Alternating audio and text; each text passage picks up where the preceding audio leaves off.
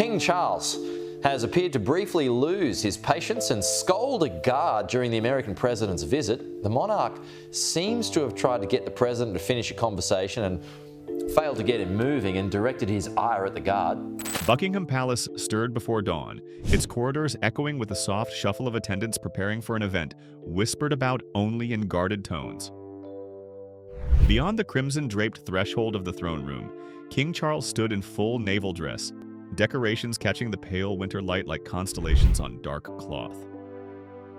Cradled in his gloved hands rested the sovereign's sword, a 7th-century relic whose engravings of roses, thistles, and shamrocks shimmered around a sapphire hilt.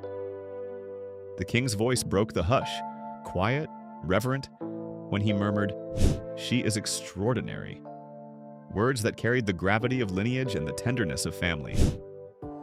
Few artifacts rival the sovereign sword's lore.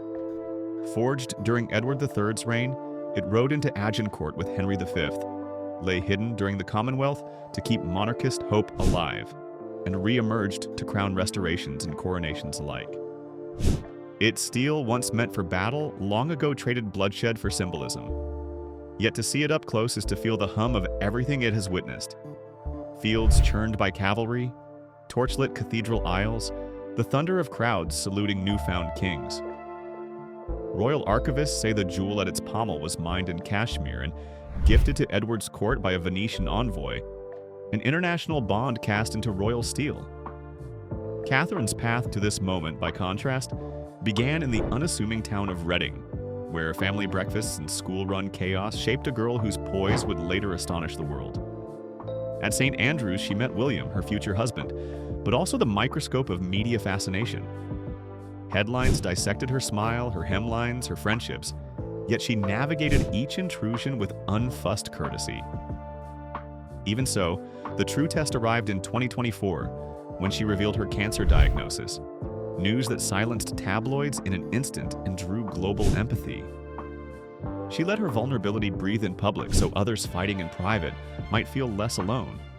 And when remission came in January 2025, relief rippled far beyond Britain's shores. King Charles watched all this with keen interest. A lifelong champion of environmental causes and classical arts, he recognized Catherine's knack for turning ceremonial duty into genuine connection, kneeling on grass to whisper to a shy child, standing in rain to greet veterans one handshake longer than protocol required. In those gestures he saw the future, compassion wielded as deftly as any scepter. And so the decision crystallized. The sovereign sword would pass to her, not as a trophy, but as a charge. The ceremony itself unfolded in almost cinematic stillness. Chandeliers chimed as though struck by invisible bells, their reflections dancing in gilded mirrors. Catherine entered in a midnight blue gown threaded with tiny embroidered roses and thistles, an intentional echo of the sword's own motifs.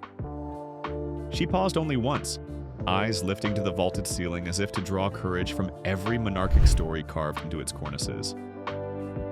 When Charles spoke, "This sword speaks of duty, of service, of the love we bear our people," his voice wove fatherly affection into sovereign dignity, and the room seemed to tighten around the moment. As the blade passed from his hands to hers, light refracted along its edge, throwing sapphire glints across the marble floor. Prince William, standing beside Queen Camilla, blinked back a tear that betrayed both pride and awe. Camilla offered a subtle nod, the unspoken approval of a woman who has weathered royal storms and knows exactly what quiet strength looks like.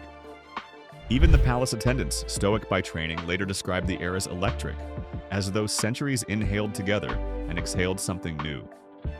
News broke before the final notes of the royal trumpeters faded.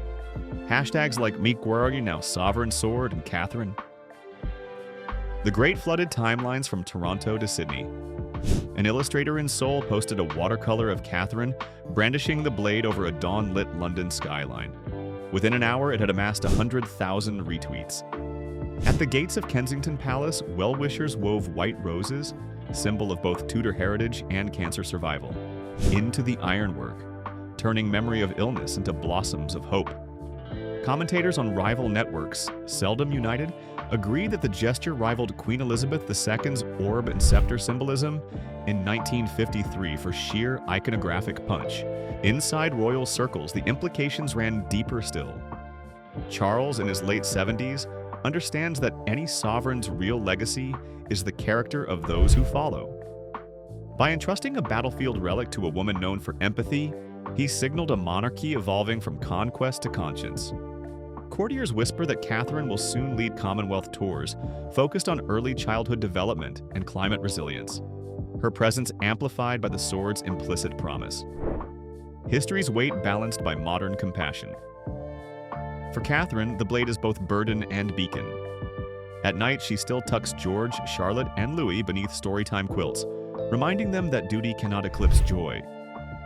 Yet each morning she reviews policy briefs, determined that her early years initiative will not be a glossy campaign, but a measurable change in how society nurtures its youngest minds. The sword's sapphire, once the eye of kings marching to war, now mirrors her vision of a world where strength is defined by empathy. The relic has returned to its velvet-lined case in the Tower of London, guards resuming their silent vigilance. But the weight of steel remains in Catherine's memory, cool against her palms, alive with possibility. Somewhere inside Buckingham Palace, she may glance at her reflection and see not just a princess or even a future queen consort, but a custodian of continuity who must decide daily how to shape tomorrow.